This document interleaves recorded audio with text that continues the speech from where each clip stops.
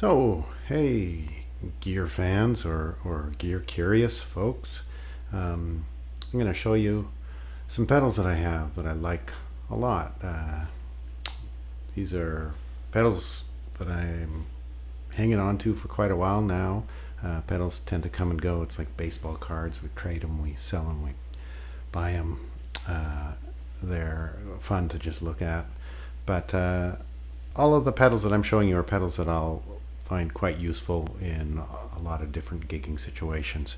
So I'm gonna show you the right hand side of my board and then the left hand side of my board. The center line is just a volume pedal and a tuner. This is a Korg tuner. And then to the right of it is all the kind of preamp type stuff, compression, overdrive, EQ. And to the left of it is all the ambient, reverb, delay, and modulation type stuff. So I always run that stuff after any kind of overdrive or compression inducing circuits, whether it's intentional compression or just a drive pedal that adds compression. So I will start here. This doesn't necessarily make it to most of my gigs, but this is a Neunaber Neuron, and it's basically an amp in a box. It's really fantastic for playing direct, which is what I'm doing right now. This is all going to be recorded direct. I don't have a guitar amp running as I do this. So it's an amp with a low, mid, and high EQ. This also doubles. When I hold this button down, I get separate functions for all these switches. This turns into a presence knob. This turns into a tilt knob, which kind of biases the EQ, the whole thing one way or the other, that can compensate for whatever the character of an amp is that you might be going into, because you can use this going into an amp. The left controls what's called tight, so it's kind of the low end, tightening up the low end or letting the low end be kind of loose and flubby, if you will. This is the gain, so overdrive. The secondary function on this one is a noise gate. If you're playing with a lot of saturation, that's really handy. This is a compressor, which I've got all the way off right now, although typically when I'm running this I do have some of the compression on to sort of create what an amp might do. It also turns a speaker emulation on or off. So right now I'm running a speaker emulator because pedals basically sound pretty weak going direct, going into a DAW. I'm recording this in Logic. And this is just the level. So just so you get a sense of that, that's the guitar straight, kind of flat, not amp-like really. And this is the pedal on.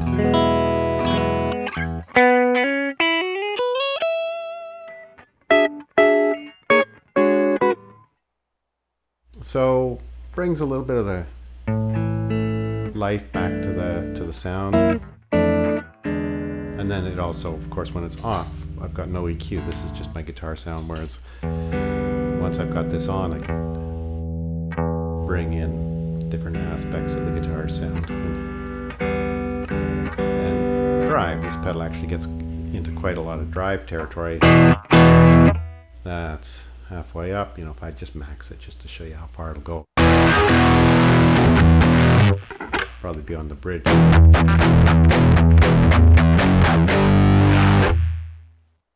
I don't go there, but my pedal can go there.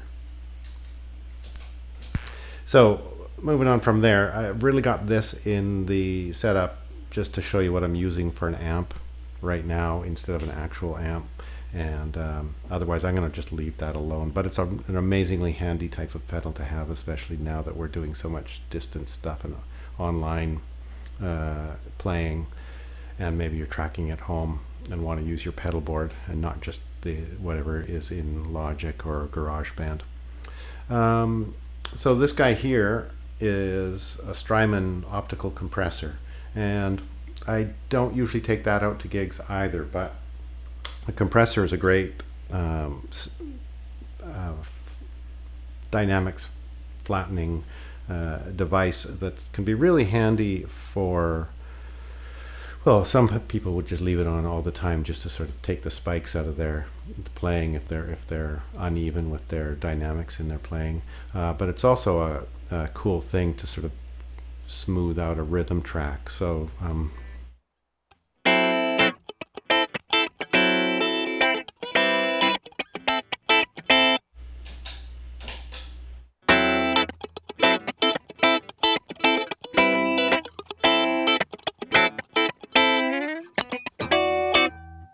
So if I'm getting kind of exuberant and hitting the strings with good energy, it's nice to know that that's just going to keep those extra hard hits from popping out in the rhythm section while we've got the rest of the band doing their thing. My track will be nice and even.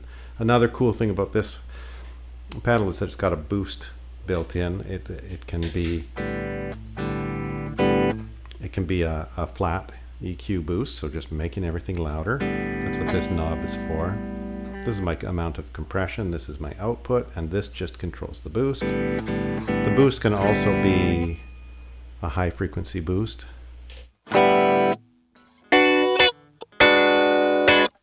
And it can be a mid boost. Kind of strange sounding on a clean sound with a chord like that, but it can work really well if you've got a Fender type amp that's a bit scooped in the mids. Then this puts some emphasis on the mids and actually ends up sort of flattening the amp a little bit in a way that can stand out in the mix if you're taking a solo.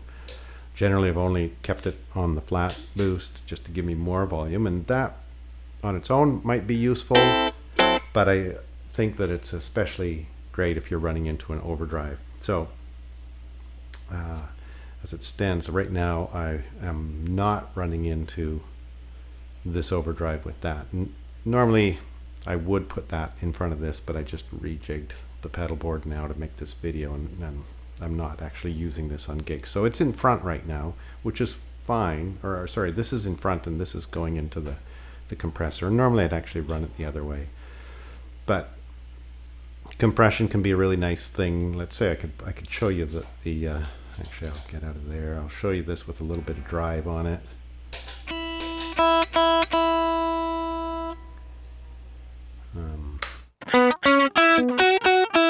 A little more drive.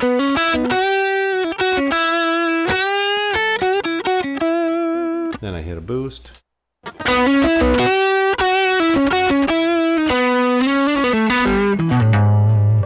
And you could hear that the drive just got a little more intense because I'm pushing the front of this pedal, which is like pushing the front end of an amp. So you might, you could run a pedal like this compressor straight into an amp and just use that to push your amp extra hard if you're getting your overdrive from your amp. So I'm going to turn these guys off. This pedal actually has some overdrive or some compression in it. I'm going to turn the drive down, get myself back to a clean sound, maybe add a little bit of the compressor in there. And there we go. So we're back to now.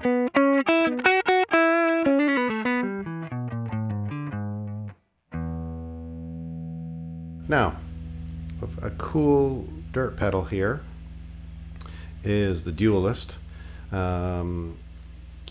made by a guy from the UK that did a lot of Stevie Ray Vaughan type music with a Strat. So it's particularly Strat friendly, this pedal, but it works with everything.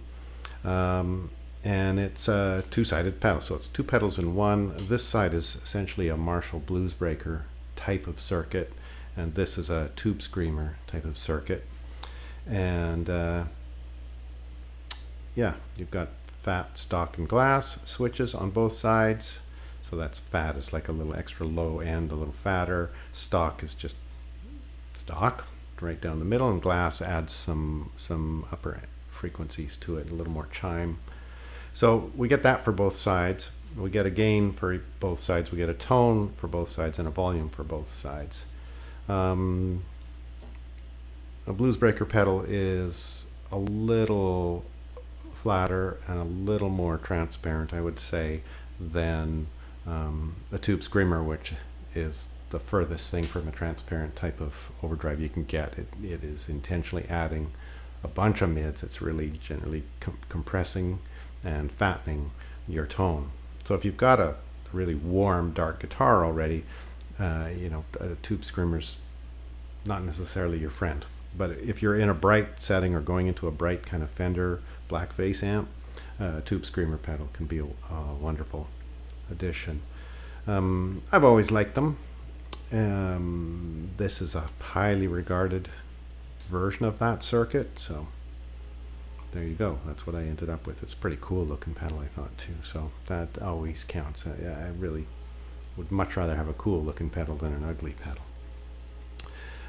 Let's see. So this side, I'll just set it flat, and the green dots will show you where it is. I put those on myself because the arrows that are on the dials are pretty hard to see when I'm standing up. I love the arrangement of the knobs. Something that I like about pedals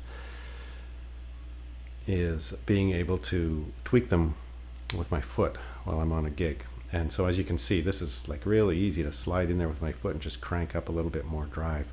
I don't usually go very heavy on drive, so you'll see that the kind of setting that I have here, first off, now turning it on.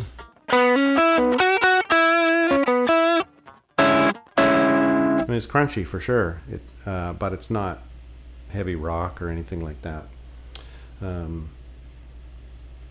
So that's kind of where I leave it. It can go about halfway up.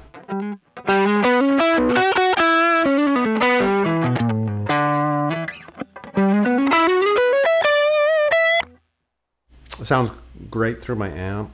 This is a fake amp over here, so it's a little compromised just by virtue of not being a real amp with a real speaker and moving real air, but you kind of get the idea.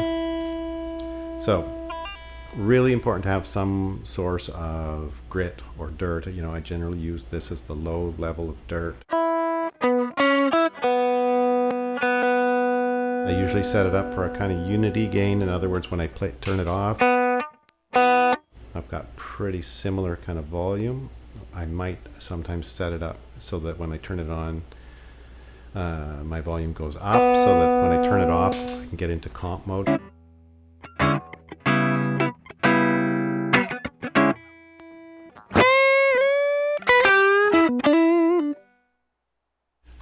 This side is going to be a little fatter and a little more compressed and definitely dirtier as well. So I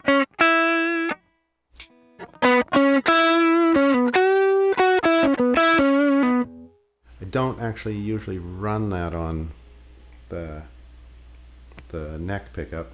I save it more for the in-between setting or even just the bridge pickup. So sometimes what I do is I actually use it like a boost. And by that I mean I'll have this side on.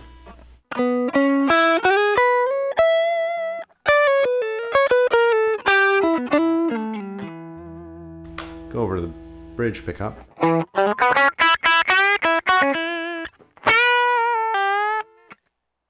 It's a little thin, right? A little scrawny, not enough dirt there. This pickup generally is a little disadvantaged just because it's picking up less string vibration. The strings are moving less here than here. So even if the pickups were created equal, this one will have a little less output and less drive. And it's also got all these high frequencies. So it can use a little help to give it the thickness that you might want. So I leave this one on and I just kick this guy on.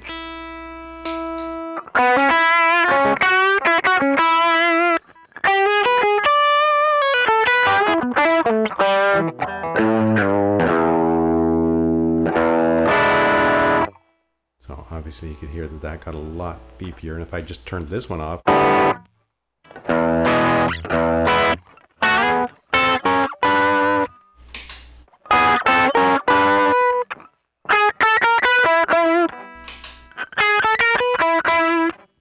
little less.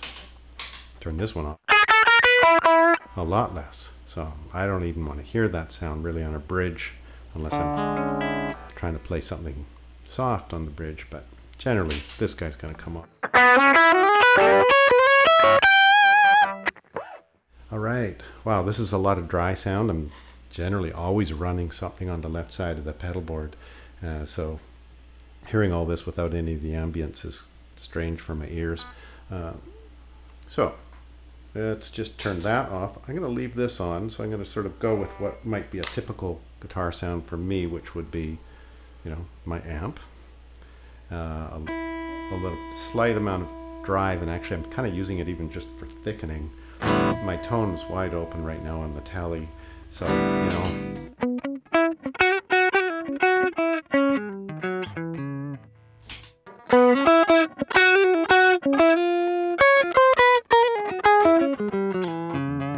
so it gets a little juicier, a little warmer, as well as a little more cutting if I want to dig in. So now this side. Rarely used for me, but still fun, is a phaser. So, and it's so small it gets to stay on there even if it's not going to do anything on the gig.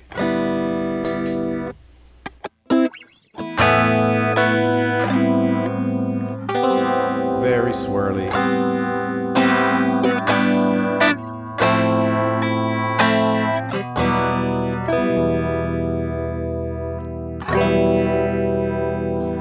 Speed knob.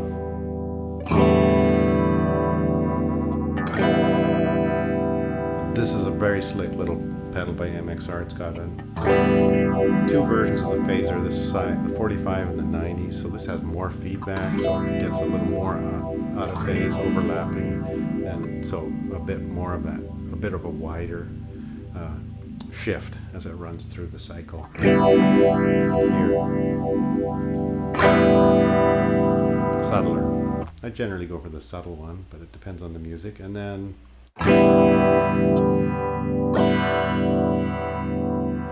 that's a less noticeable effect on there.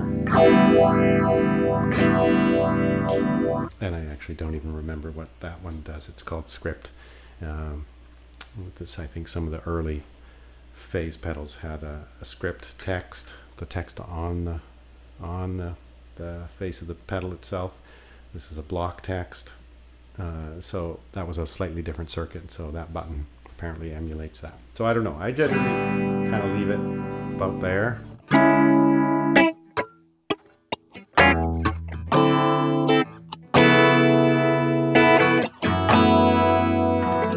So just a nice bit of swirl. Turn that off. Okay, I'll go over here. This also doesn't live on the pedal board, but I use it all the time when I'm playing into my headphones like I'm now. So it's actually a Neunaber pedal, and it can do a lot of different things, but to change what it's doing you have to plug it into your computer and tell it. So if I want it to be a chorus pedal, I have to get out an application on my computer and plug it into this and reprogram it. It can be a delay, it can be a chorus, it can be a reverb, and it can be some combinations of those things. I've just got it set up for a reverb, so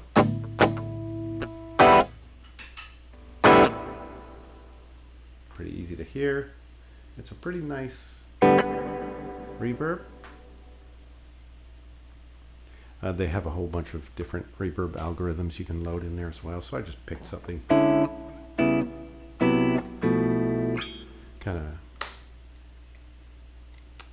generic, really, kind of a plate reverb, just something to give me a little ambience. One of my favorite pedals is this MXR Carbon Copy. I've had this guy for a long time. Again, you can see that I've got a little accessory on the knob to sort of raise it a bit and give it a little bit of foam to enlarge it, because I will adjust this one a lot with my toe as well. So these will be adjusted with my foot. This will be adjusted with my foot. The compressor over here, I'll also adjust that with my foot sometimes. Anyway, this is a lovely analog delay, and that gives it a certain kind of warmth. The high frequencies fade away quick, even low frequencies fade away pretty quickly with this one as well. That's what I love about it. So it's not a digital delay, it's actually basically sonically the opposite of that. A digital delay can actually just create a perfect pristine echo of exactly what you played. This is not what I want generally. I find that starts to get in the way of my playing. It just sounds like the note getting played twice. And this one, I'll crank it up here. You can hear how it's a much softer kind of repeat of what I played. So I'll turn the mix up halfway. Bright setting here. You can hear right away. Bunch of high frequencies gone, and low frequencies start to fade as well. So I will often keep it there and just use it, have it on. I could have this on all night depending on the gig.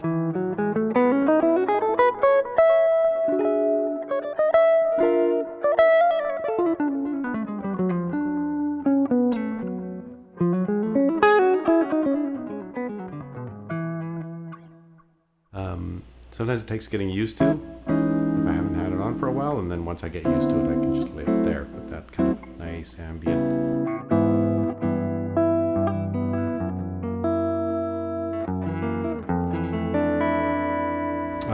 Something else that I love about this carbon copy is it's got a modulation with trim pots on the inside of the pedal. You have to open it up, but you basically set it and forget it to what you like.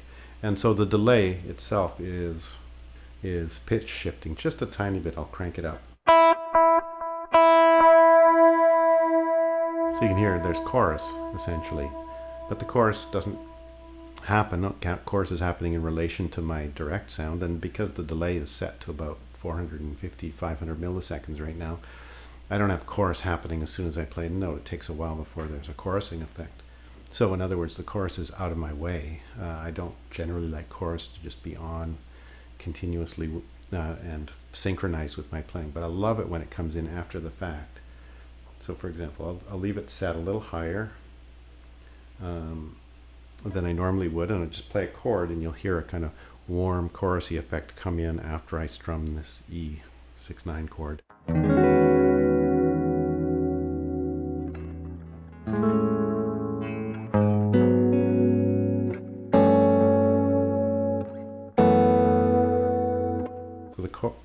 I'll max out the delay. It doesn't get a very long delay. It's about 600 milliseconds, I think. Crank it up a little more. Whoops, sorry. And I'll play some chords again.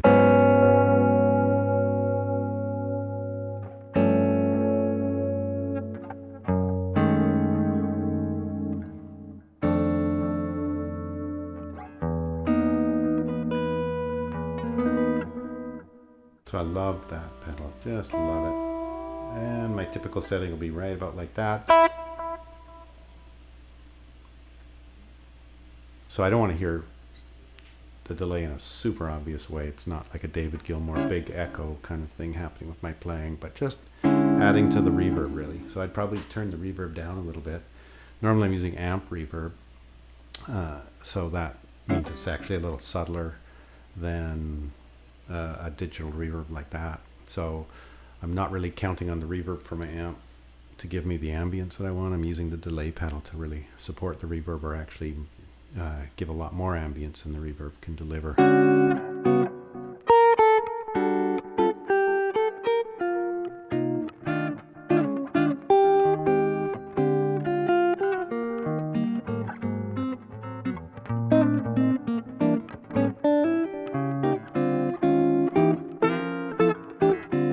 So it's not really this giant echo that's getting in the way, but you can tell something's going on. Okay, I'm going to just turn that off for now and leave the... I've still got this drive on, notice, but I'm not trying to play gritty or rock out at all. I'm just using it there as a little sweetener. I've got that ambience on here, and then my final pedal is a chorus pedal. I generally don't like chorus. This particular chorus I like, and the primary reason I got it is that it's got a stereo out. So, and the stereo out is set up in a really old-fashioned way. It's got, when I run it in stereo, it sends the dry signal out one output and the modulated signal out the other output. So it's not slick where it's got different chorus coming from one side or the other. It's not the cheap version of stereo chorus, which just puts the two signals out of phase and they cancel each other if they get blended. It's just sending the effect to one place and sending a dry signal to the other place, which is also a lot of guitar players run a wet dry rig, which is exactly that. And they might have a delay doing the same thing, a delay to one amp, and the other amp is completely dry guitar. So I got it so that if I needed to split my pedal board into a stereo rig, if I go somewhere with front of house, or not front of house, but there's a back line with a couple of amps, I'll grab them and have fun playing in stereo. I used to play in stereo all the time, but I didn't feel like carrying that much gear around after a while.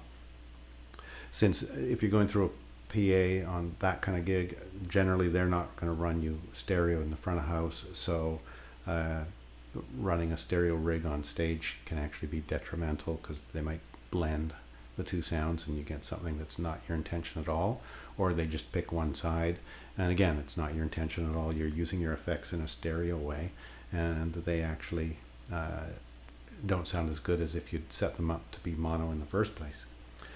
But anyway, when it does come up, I will run this pedal to run a stereo setup, and I'll send the chorus to one side and the dry goes to the other side, and it really widens the sound field, because the chorus involves a very short bit of delay and then detuning of that delay, or modulating the tuning of that delay in a waveform. So I'll just show you that. If you're listening in stereo, you'll hear the guitar really split open left and right. Now it's a pretty wide sound field.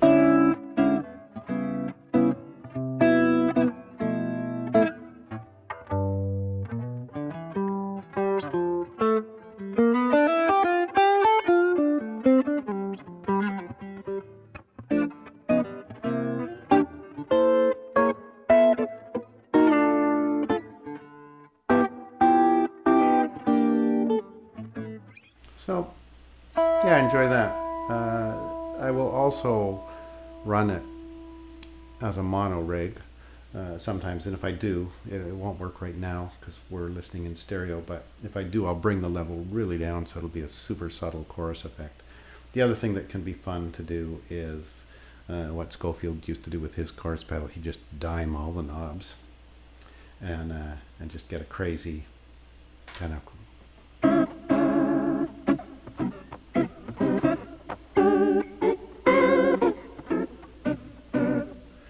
that's almost more than his was, but kind of an organ effect that actually works better in mono than stereo, because right now you're still hearing a lot of direct guitar sound, and if I was running it in mono,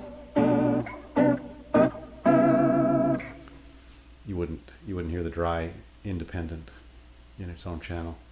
One other thing that I thought was pretty cool with this pedal, and still think it's really cool, is the ability to change the EQ.